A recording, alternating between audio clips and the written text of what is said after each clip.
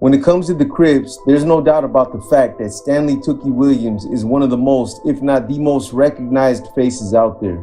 At any mention of the Crips, it's almost automatic that Tookie's vision or his memory comes into focus. Even today, almost 16 years later, after Big Tookie was executed at San Quentin State Prison, his vision still lives on with us today. Despite best efforts from some of the mainstream media outlets out there, along with undesirable people like Arnold Schwarzenegger, San Quentin State Prison Lieutenant Vernell Crittenden, and a self-proclaimed critic of Tookie's, Jared Lewis, who all attempted to defame Tookie's character and who continued to slander him even after he had undergone one of the most clearest cases of redemption. Tookie has remained loved and respected by those of us who personally knew him. It's no mystery why those of us who have done time in San Quentin State Prison despise cowards like Lieutenant Vernell Crittenden, who continued his campaign against Tookie all the way up until his execution. Every chance Crittenden had to put his vile face in front of a TV camera and run his mouth about Tookie, he was there. Crittenden's basic argument continued to center on the fact that Tookie's execution should go forward simply because of Tookie's refusal to formally debrief. Since when has the death penalty been contingent on debriefing? CDCR doesn't provide condemned inmates with the resources or programs to redeem or rehabilitate themselves. There's nothing available to these guys. I know because I was there and Tookie was my neighbor. But yet, Tookie made strides to redeem himself, and this was just shunned and made light of like it wasn't even relevant. Tookie was executed because he refused to take part in becoming a snitch. And I can't respect that. What I do respect is that Tookie stood true to his beliefs. In Tookie's words, the fact of the matter is that debriefing is a euphemism for snitching, telling on people. In my redemptive transition, I vowed to myself not to participate in any kind of violence or anything that would hurt other people. And for me to tell on another person is, in my opinion, harming another individual. Snitching is also against my code. It's something I not only don't believe in, but it's something that I refuse to participate in. As far as his own redemption, he summed it up pretty good himself. I've lived a pathetic life, and I believe it was education that helped me change. It was through education that I was able to create common sense and reasoning, and it was through this that I developed a conscience that led to my redemption. What people also fail to realize is that somebody like Tookie, who's recognized as one of the co-founders of the Crips, denouncing gangs, deglamorizing gangs the way he did in the books he wrote for children, is technically already looked at as a form of debriefing in our world, per se. He did enough. The saga started for Tookie in the early morning hours of February 28, 1979. Tookie and 3 friends were allegedly riding around in 2 cars smoking PCP-laced cigarettes, looking to make some money. After making 2 unsuccessful restaurant and liquor store robbery attempts, they eventually went to a 7-Eleven store where 26-year-old Army veteran and father of 2, Albert Lewis Owens, was working the overnight shift and sweeping the parking lot. Armed with a shotgun, Tookie led Owens to the back room of the store. While one of the companions emptied the cash register drawer and took $120, the defendant ordered Owens to get on his knees and then shot him twice in the back with a shotgun. According to one of his accomplices, Tookie allegedly said later that he did so to eliminate witnesses. This same accomplice also testified at trial that Tookie made fun of the noises made by Owens when he was shot, causing Tookie to laugh hysterically. 11 days later, at about 5:30 a.m., it was said that Tookie and another guy broke down the door and entered the Brookhaven Motel at 10411 South Vermont Avenue in Los Angeles and allegedly shot to death 76-year-old Thai Shay Yang, his 63-year-old wife, Yan Yi Yang, and their 43-year-old daughter, Yi Chen Lin. Tookie's accomplice claimed that Tookie took $50 in cash and left. The Taiwanese community was terrified by these murders, and the brutality had people in the area of South Vermont Avenue on edge. Stanley Tookie Williams III was born on December 29, 1953 in New Orleans Charity Hospital to a 17-year-old mother and a father who deserted the family before Tookie's first birthday, according to his autobiography, Blue Rage, Black Redemption. A few years later, in 1959, Tookie and his mother apparently jumped on a Greyhound bus to California and settled into an apartment in South Central Los Angeles. Tookie recalled it as an affluent-looking neighborhood, shiny red apple rotting away at the core. Finding the street more interesting than being at home, a young Tookie began wandering the neighborhood at age 6. As a new kid on the block, Tookie had to quickly learn how to defend himself from neighborhood bullies and was often thrown into the middle of physical conflicts. As a member of the black male species living in the ghetto microcosm, circumstances dictated that I either be prey or predator. Tookie would later say about his adolescence, "It didn't require deep reflection to determine which of the two I preferred.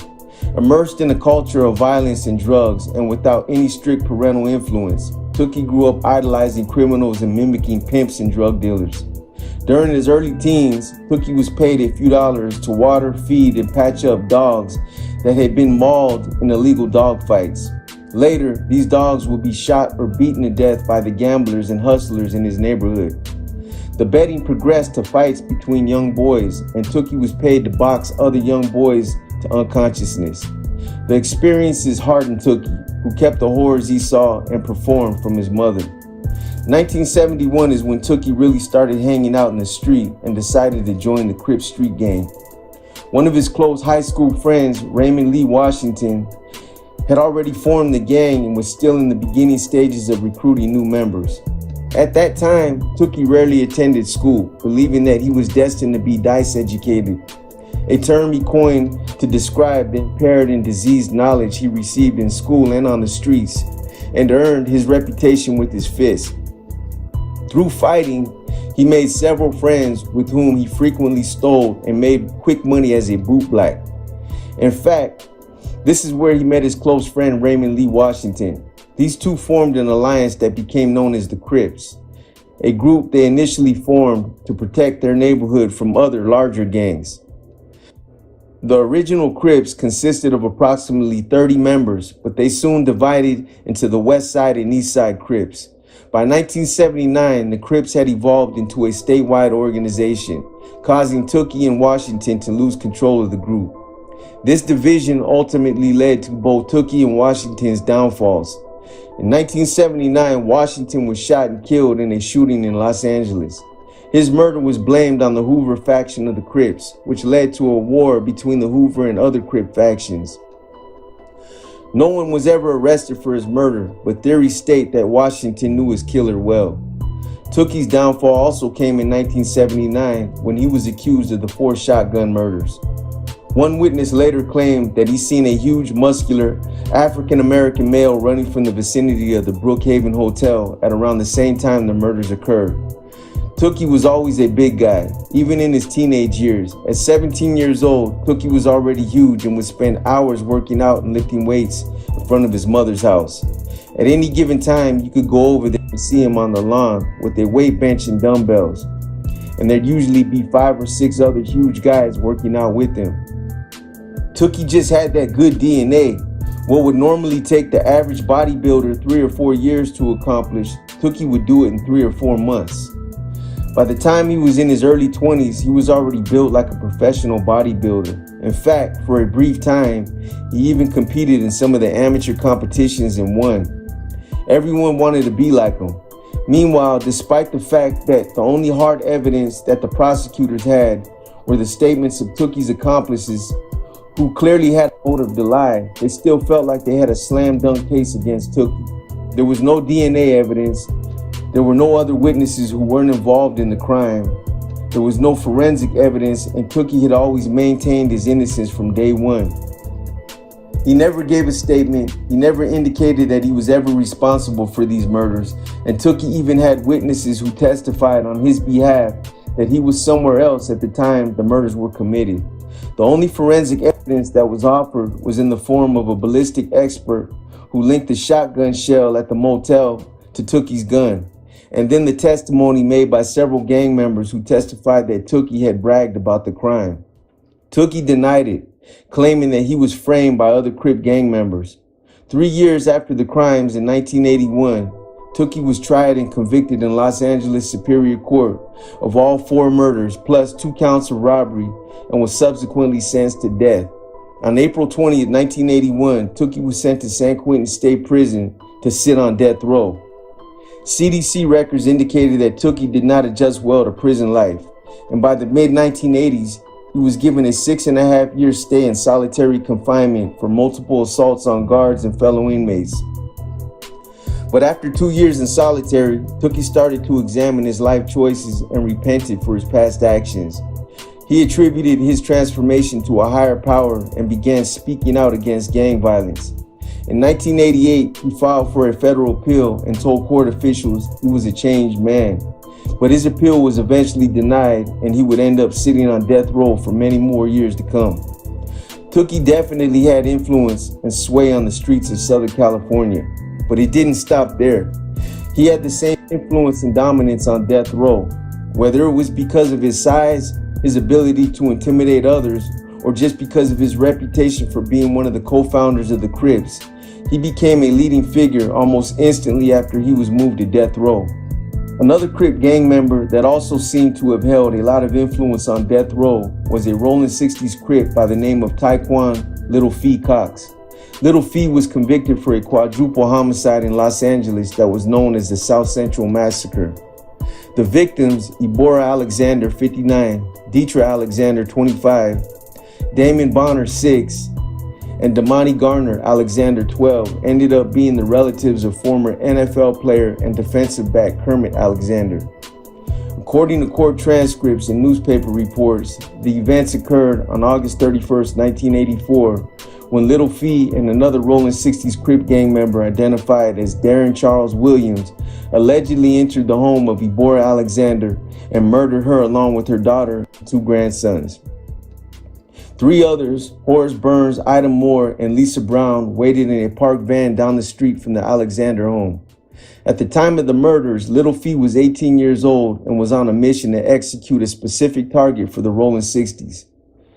Little Fee allegedly had the address of the intended target scribbled on a piece of paper in his pocket, but when they arrived at the location, neither one of them realized that Williams had written down the wrong address and that they were about to enter the Alexander home by mistake.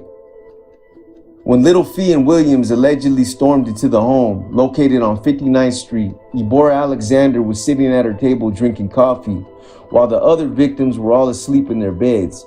Little Fee ran in, shot Ibora 3 times in the head, and then proceeded to go from room to room, killing the rest of the victims execution style, by also shooting each one of them in the head.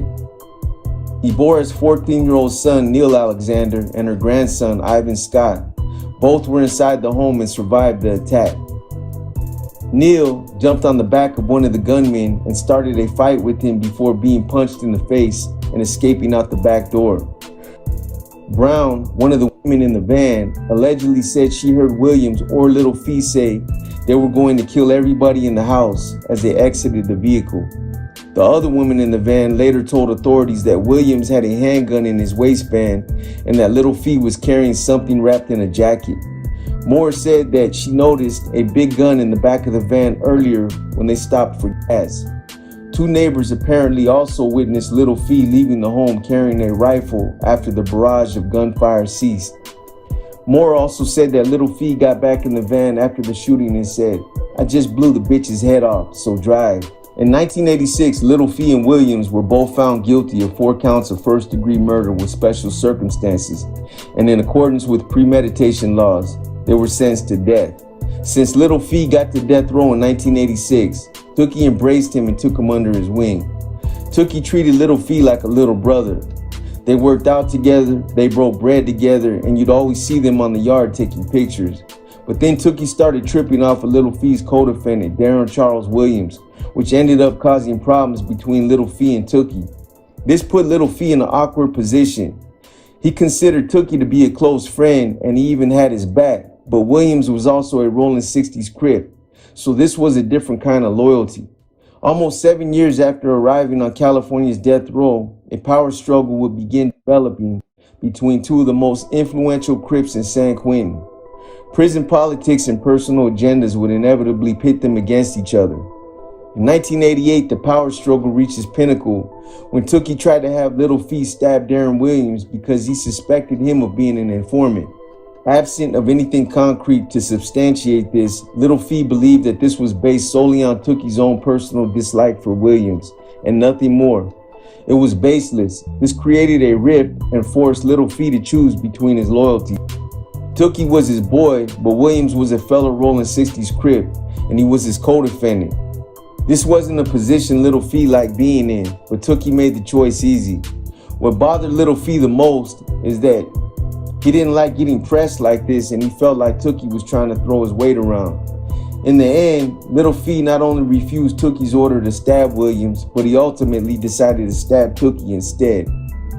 This was because he not only felt like Tookie had pushed too hard of a line, but also in part because he also felt like he might have been targeted by either Tookie or someone loyal to him for not honoring his order to hit Williams.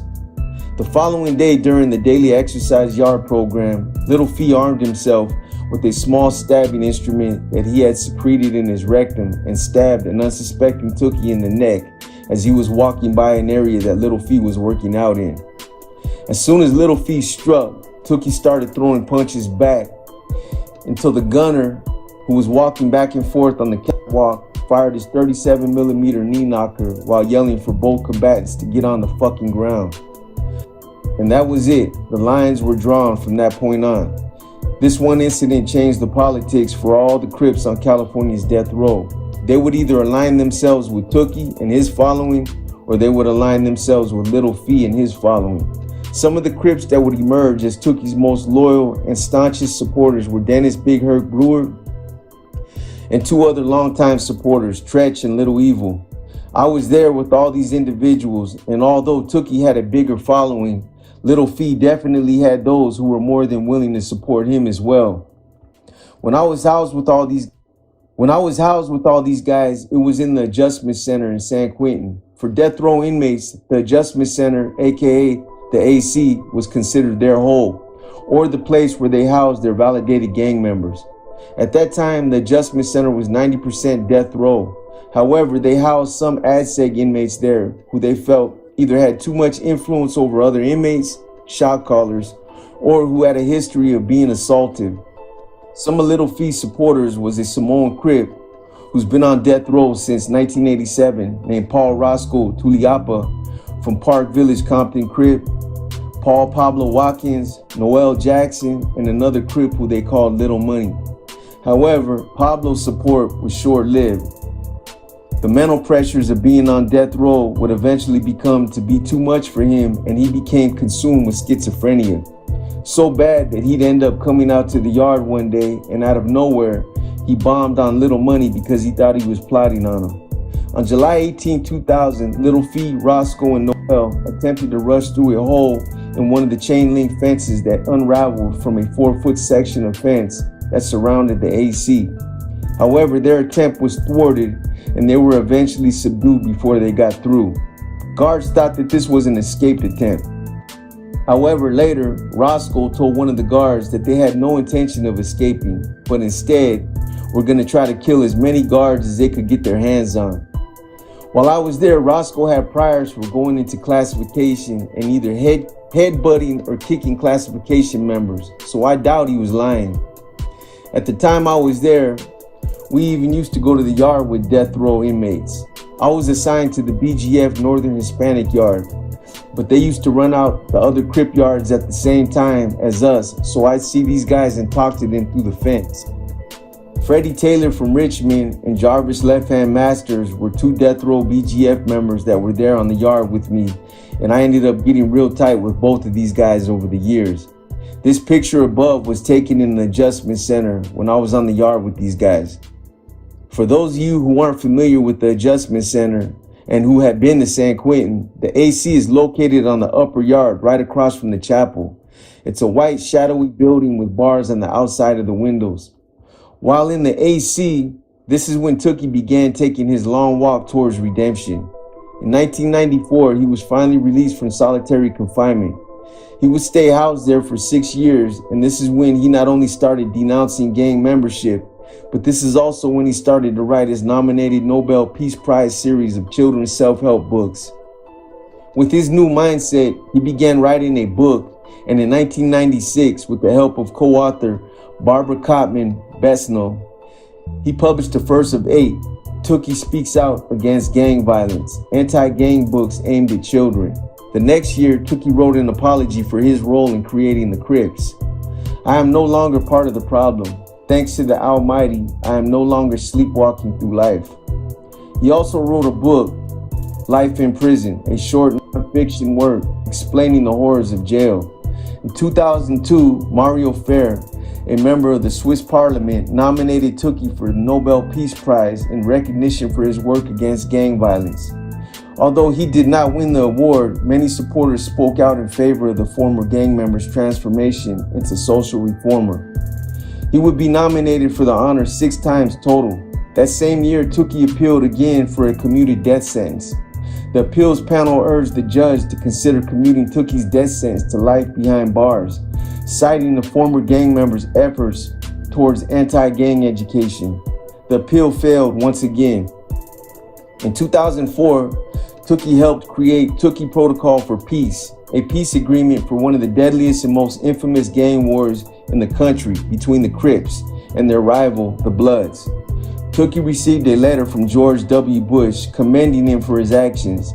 That same year, his book, Blue Rage, Black Redemption, and Memoir, 2004, was published. The book was written with the intention to warn kids away from following Tookie's life of crime. His story was also turned into a movie, Redemption, the Stan Tookie Williams story, 2004, starring Jamie Foxx. But despite his best efforts and despite the amazing amount of support he had from people like Louis Farrakhan, Winnie Mandela, Jamie Foxx, Jesse Jackson, Mike Farrell, rapper Snoop Dogg, countless gang and peace activists, religious supporters, celebrities, and the NAACP, it was all to no avail. This became political. Saving Tookie's life wasn't about his redemption or the transformation he had undergone. None of that mattered. It was all about politics and the stigma of him being one of the Crips co-founders. There's nothing he could have done that would have saved his life. Even if he would have sold out and gave him his soul. He was caught up in a political game of tug of war between a governor who was trying to get reelected and a powerful police union that was pushing hard for his execution, and staunch death row victim advocates that were playing hard on the whole victims' rights game. When Tookie lost his second appeal, requesting that his death sentence be commuted to a life sentence, he was resigned to the fact that the state of California wanted no part of seeing him live a day longer than the appeals would allow. They just wanted to see his death sentence carried out by any means necessary. With this death sentence close at hand, Tookie petitioned again for clemency in 2005. California Governor Arnold Schwarzenegger met with Tookie to help decide whether the sentence would be commuted to life in prison. I'm sure that Schwarzenegger only did this as a political media stunt and only as a means to appear sympathetic and concerning of Tookie's predicament. But in the end, his true colors would come out. Instead of showing some political backbone by granting Tookie's request for clemency, Schwarzenegger opted to deny Tookie's request, citing the forensic evidence linking him to the killings in 1979. On the other hand, Schwarzenegger made no mention about the biased jury selection complaint where 3 potential African-American jurors were eliminated by the prosecution without good cause. Nor did he allude to any of the other allegations of prosecutorial misconduct, exclusion of exculpatory evidence, ineffective assistance of counsel, and the misuse of informants. When the jury was finally seated, the makeup consisted of 1 Latino, 1 Filipino American, and 10 Caucasians. Even the prosecutor's closing remarks gives you an idea about what kind of trial this was. The prosecutor, Robert Martin, made a controversial comment when he described Tookie as a Bengal tiger in captivity in a zoo. He asked the jury to visualize him in his natural habitat, as if going back into the country, into the hinterlands. Despite protests from the NAACP and various supporters who turned out to fight the decision, in the end, it wouldn't change nothing and the execution moved forward.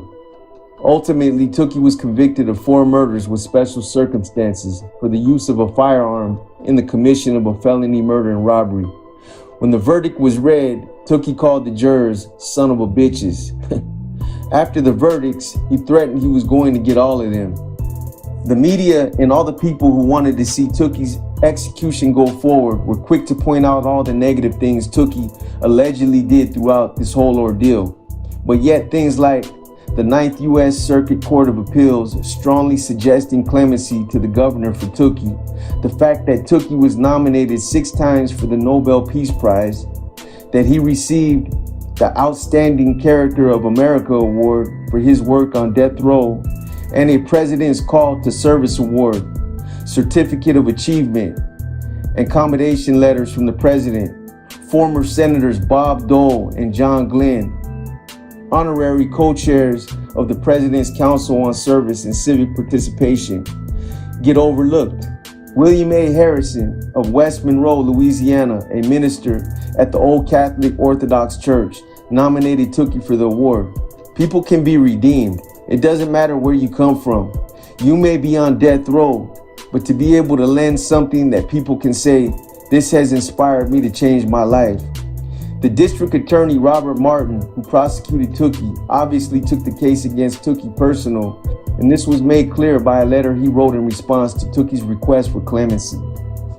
The possible irregularities in Williams' trial have been thoroughly and carefully reviewed by the courts, and there is no reason to disturb the judicial decisions that uphold the jury's decisions that he is guilty of these 4 murders and should pay with his life. The basis for his request for clemency is the personal redemption Stanley Williams has experienced and the positive impact of the message he sends. Yet, it is impossible to separate Williams' claim of redemption. Cumulatively, the evidence demonstrating Williams is guilty. These murders is strong and compelling. There is no reason to second guess the jury's decision of guilt. A close look at his post-conviction tells a story different from redemption. It is hard to assess the effect of such efforts in concrete terms, but the continued pervasiveness of gang violence leads one to question the efficacy of Williams' message. But the inclusion of George Jackson on the list defies reason and is a significant indicator that Williams is not reformed. Is Williams' redemption complete and sincere, or is it just a hollow promise? Stanley Williams insists he is innocent and that he will not and should not apologize or otherwise atone for the murders of the 4 victims in this case.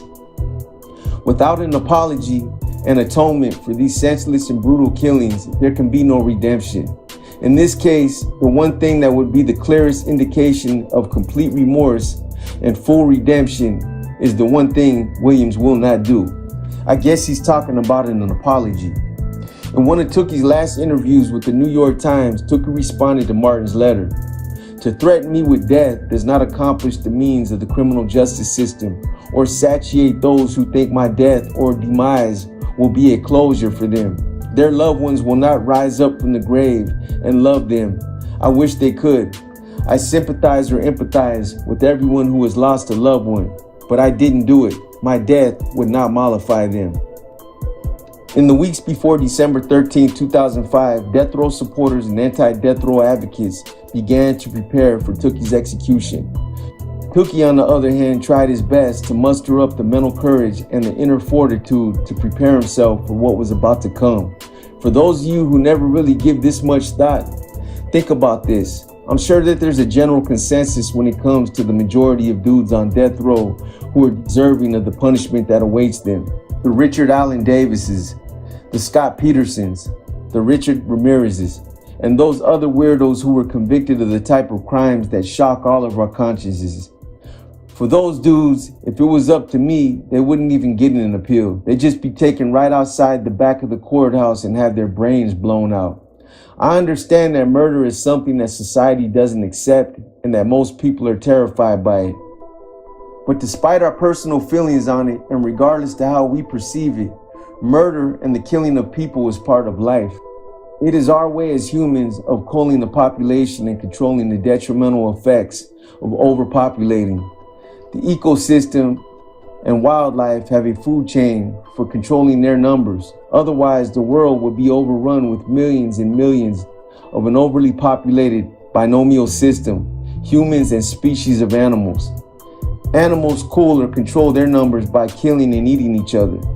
In the big scheme of things, Humans, in essence, cull and control their numbers through acts of murder and violence. I know that this might seem like an insensitive way of looking at this, but this is Mother Nature and life in its rawest form.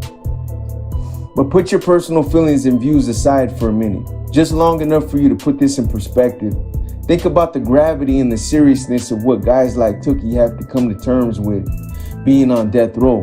For one, you have to come to terms with the fact that society has thrown you away. They've written you off, so you no longer have some of the protections or rights that we all have in the free world. This leaves them with the feeling of being susceptible to any kind of infliction or abuses that those at San Quentin who are comprised of the death squad might feel like inflicting upon them at any given time. If you feel like society no longer cares about you or your rights as a human being, then who is there to safeguard your protections or preservations? Your dignity as a human being and the feeling of you belonging a part of the society pack is completely stripped and despoiled. That's a strenuous and toilsome existence to live with. Every time a door is open, you wonder if they're coming to kill you. That maybe society has given them the go-ahead to execute you by a means that might be something new, something you don't know about, something they're doing to maybe trick you.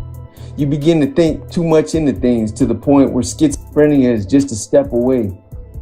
This is the mindset that you have to learn to live with and exist with for sometimes decades or perhaps even up to a quarter century. What about on the day that they actually walk you to the death chamber? You've got to ask yourself, damn, why are these dudes not screaming, dragging their feet and fighting the process? How come they're not terrified and overcome with fear? Is it really courage? Or has death row just wore them down so much that they've just reached the point where they're just ready to get it over with? No matter what your views are surrounding the death penalty, I'm sure that we can all agree that this is a challenging and grueling position to be in. As a matter of fact, one of the guys that I mentioned earlier on as being one of Little Fee's supporters, Pablo Watkins, was someone who I personally seen become consumed with schizophrenia and mental issues because of him being on death row. However, Pablo's support was short-lived. The mental pressures of being on death row would eventually become to be too much for him, and he became consumed with schizophrenia. So bad that he'd end up coming out to the yard one day, and out of nowhere, he bombed on Little Money because he thought he was plotting on him. Pablo didn't only lose his mind, but he also lost about 100 pounds and just continued to deteriorate. The last time I went through the adjustment center, I ended up moving next door to Pablo. I didn't even know he was my neighbor until they ran showers later that day and he was escorted past my cell. He hadn't spoke a word or said anything since I got there, so I didn't know who he was until I seen him. And this wasn't because we weren't cool anymore. It had nothing to do with that. It was because he was fighting some serious demons and death row had just broke him down mentally so bad that he just wasn't the same guy that I had met years before. The one thing that's different about death row from any other prison or jail environment that I've ever been in is that most of those guys are convicts and are way above the idiocracy of prison politics. These guys are looking at the death penalty, so they're not concerned with some of the petty indifferences other people usually trip on, like whether you're from Northern or Southern California, what your affiliations are, your ethnicity, etc., etc. I personally met a lot of good dudes over there that always had my back every time I went through there. As soon as I got there, they hooked me up with everything I needed. Cosmetics, canteen, stationery, reading material, thermals, a radio, etc., etc. Some of those that stood out head and shoulders above the rest were Hector and his brother Ronnie Ayala, Alfred Chato Sandoval, and William Smokey Satelli, all MA members, and then a Sureño named Carlos Savina, and two Bloods, Keith Little Ace Fudge and John Bo Pete Lewis. In another interview before Tookie's execution, he stated the following: "My lack of fear of this barbaric methodology of death, I rely upon my faith. It has nothing to do with machismo, with manhood, or with some pseudo former street gang code. This is pure faith and predicated on my redemption. So therefore I just stand strong and continue to tell you, your audience and the world, that I am innocent. And yes, I have been a wretched person. But I have redeemed myself, and I say to you and all those who can listen and who will listen that redemption is tailor-made for the wretched. And that's what I used to be. That's how I would like the world to remember me. That's how I would like my legacy to be remembered as. A redemptive transition, something that I believe is not exclusive just for the so-called sanctimonious, the elitist. And it doesn't. It's not predicated on color or race or social stratum or one's religious background. It's accessible for everybody. That's the beauty about it. And whether others choose to believe that I have redeemed myself or not, because I know and God knows. And you can believe that all of the youth that I continue to help, they know too. So with that, I am grateful. I say to you and everyone else, God bless. So take care. Tookie refused a last meal, made no apologies, and had no last words. The 39 witnesses to the execution included Tookie supporters, 5 family members of the 4 victims, 17 media members, and more than a dozen law enforcement and legal officials. Outside, demonstrators cried, yelled, and carried signs, but were not seen or heard in the execution chamber. The prison warned all execution witnesses that no crying, talking, praying, cheering, etc., or gesturing, waving, blowing kisses, etc. is tolerated in the death chamber, and that violators will be ejected without warning. Around midnight, December 13, 2005, Tookie, 51, wearing glasses, entered the execution chamber with 5 guards. He had 36 minutes left to live. A warrant was read by a prison official proclaiming that the execution of prisoner C-29-300 would proceed. Tookie's lips moved in prayer, and he shed a tear as he was stripped to a cross-shaped gurney.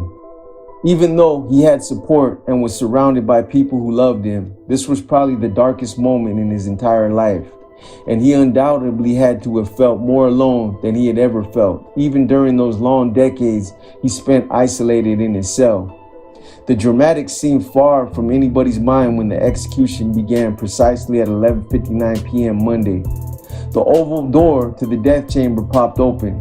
It looks like a submarine hatch, and Tookie shuffled in with a green uniformed guard on each side, loosely holding his arms, and 3 following behind. His wrists were handcuffed to a waist chain. His eyes were calm behind steel-framed glasses, lips set firmly above a gray beard. Death row had definitely aged Tookie, but he still maintained a distinctive glow about himself that exuded health, strength, and confidence.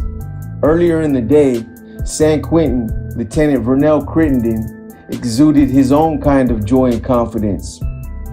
This sellout seemed like he was on some type of personal mission, running around the prison yard full of excitement. Analogous to a homosexual in a room full of double-headed dildos, this nettlesome fly was enjoying the whole spectacle and was more than willing to get his face on any news camera that would give him the time. It looked like it would be just like the 9 lethal injections before it, controlled, noiseless, practically antiseptic. With a chest like a barrel and bulging arms the size of toned thighs, Tookie had to squeeze past the guards along the 7.5-foot wide chamber's glass window just to get to the side of the gurney. There, he lay down slowly, and after the guards unlocked his wrist, he helpfully spread his arms along the gurney and became still. In 2 minutes, the team had lashed him down. Black straps with buckles at his shoulders, chest, waist, knees, and feet, and brown leather Velcro straps at his wrists. Tookie stared straight up, and his lips moved rapidly, praying quietly. At another point during this process, a second tiny tear slid down his cheek. The 3 guards left, and 5 others walked in.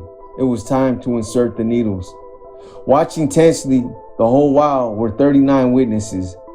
They'd been marched into the witness room by a phalanx of guards a few minutes before midnight and placed in a half circle around the death chamber. 11 chairs at the window, the rest on risers against 3 walls. It's impossible to tell who many witnesses are because by prison rules, nobody can move from their spot or talk. But they always consist of 4 groups: supporters of the condemned man, supporters of his victims, 17 media representatives, and more than a dozen law enforcement and legal officials. In this execution, at least 5 people were related to the 4 people Tookie was convicted of killing. Convenience store clerk Albert Owens, 26, and motel owners Yang E. Yang, 76, Sai Che Chen Yang, 63, and their daughter Yi Chen Lin, 43. Prison sources said the victim witnesses were all from the Owens family. The 3 who shouted on their way out were leggy bushy-haired Barbara Besnell, co-author of his anti-gang books. Also witnessing on Tookie's behalf were his attorney Peter Fleming and another lawyer. Nobody said a word at first. Everybody stood rigidly. The first catheter slid in messily at the crook of Tookie's elbow, taking just 2 minutes to seat, but spurting so much blood at the needle point that a cotton swab was soaked, shining deep red before it was taped off. Then came the real trouble. A medical technician, a woman with short black hair, had to poke for 11 minutes before her needle hit home. At the first stick, at 12:04, Tookie clenched his toes. At 12:05, he struggled mightily against the straps, holding him down to look up at the press gallery behind him, dishing out a hard stare for 6 long seconds. By 12:10 a.m., the medical tech's lips were tight and white with sweat pooling around her forehead as she probed Tookie's arms. "You guys doing that right?" Tookie asked angrily, frustration clear on his face. The female guard whispered something back. It was hard to hear anything through the thick glass walls of the death chamber. One guard, jaw clenched tightly, patted Tookie's shoulders as if to comfort him. Outside the chamber, Besna stood with her 2 companions, a woman and a man, at the only window with a clear line of sight into Tookie's eyes, and it was as if they were trying to will themselves right through the glass to stand alongside their friend. They thrust their fist up in what seemed to be a black power salute, and the man called out softly, "Tookie." They whispered, "I love you," and "God bless you," as they looked adoringly into Tookie's eyes. Meanwhile, 10 feet away, Laura Owens sat swiftly, looking through the glass at the top of Tookie's head. Her thick red hair never moved, and her mouth was a tight line. A blonde woman sitting next to her put her arm around her and then removed it and clasped her hands in her lap. At 12:16 a.m., the second needle was inserted. His hands were taped, mummy-like, to the gurney arms. The guards hurried out the door and sealed it, leaving Tookie alone with 2 clear intravenous lines snaking off his arms and into the holes in the back of the wall of the death chamber. At 12:18 a.m., a female prison guard loudly read off the warrant proclaiming that prisoner number C29300 had been sentenced to die and the execution shall now proceed. Tookie forced his head up one last time to stare into the eyes of his old friends, and he kept it raised until he passed out, 11 and a half minutes later from the first salvo of chemicals, sodium pentothal, to put him to sleep. Sorrow washed over the faces of Besno and her female companion as his head sank, and they clasped their hands in prayer. From there on, it was a nail-biting vigil for everyone outside staring in. There was no way of knowing which chemicals were being administered because the plungers sending them into the intravenous tubes are pressed by unseen hands behind the chamber walls. Tookie's chest heaved several times as he lay with his eyes closed, but somewhere in the 15 minutes from 12:20 to 12:35 a.m., the executioners filled his veins with pancuronium bromide to stop his breathing and potassium chloride to stop his heart. Finally, someone behind the walls called out, "He's flatlined," and it was over. A hand shoved a paper through a peephole in the witness room. A guard read off a quick statement affirming Tookie's death, and 30 seconds later, the room was cleared. That's when the outburst happened. It was the first time since California restarted the executions in 1992 that anybody had yelled out or even spoken loudly during the grim procedure. And as much as anything, that is what set this execution apart. All of the other men killed by lethal injection lay so quietly on the gurney that, except for a few small movements, it was hard to tell if they were even awake. Tookie and his friends were different. It was like they were determined to get through his final minutes on earth on their own terms, even up to the tradition of the condemned man issuing a final statement. Tookie, ever defiant against the system he considered unfair, gave no final words to Warden Steve Ornosky, who said later that Tookie chose instead to leave his final message with VENMO. Someone said she might reveal it at his funeral. The main complication in the death chamber this time was the excruciating long wait for the poisons to work. He was a big man, Warden Steve Ornosky said in a post-execution briefing. The techs didn't have to administer extra shots of chemicals, he said. The poisons just needed time to work. It made sense. Tookie was the most muscular man put to death in the modern era of executions in California, and it appeared as if his bulky body was fighting off the inevitable, even after consciousness and the ability to move had fled. This was not a man who went meekly. So now that all those who were politically motivated succeeded in seeing Stanley Tookie Williams executed, the question lingers. What did his death accomplish? Did it bring any of the victims back? Did it really bring a sense of closure to those that were left behind? Did the state of California really benefit from killing Tookie? Can anyone say that he wasn't really a redeemed man? And lastly, but most importantly, for someone like Tookie, who was credited with co-founding one of the most infamous gangs in the country, wouldn't he have been more helpful to society using his platform to steer young kids away from gangs? Who could have said it better than one of the co-founders like? Now, his influence can no longer be extracted, nor can we any longer learn from someone who continued to claim that he had found his own road to redemption. Not only did the state of California execute someone who could have helped our youth stay away from gangs, but the state of California also executed motivation and inspiration that might have cultivated in other men like Tookie.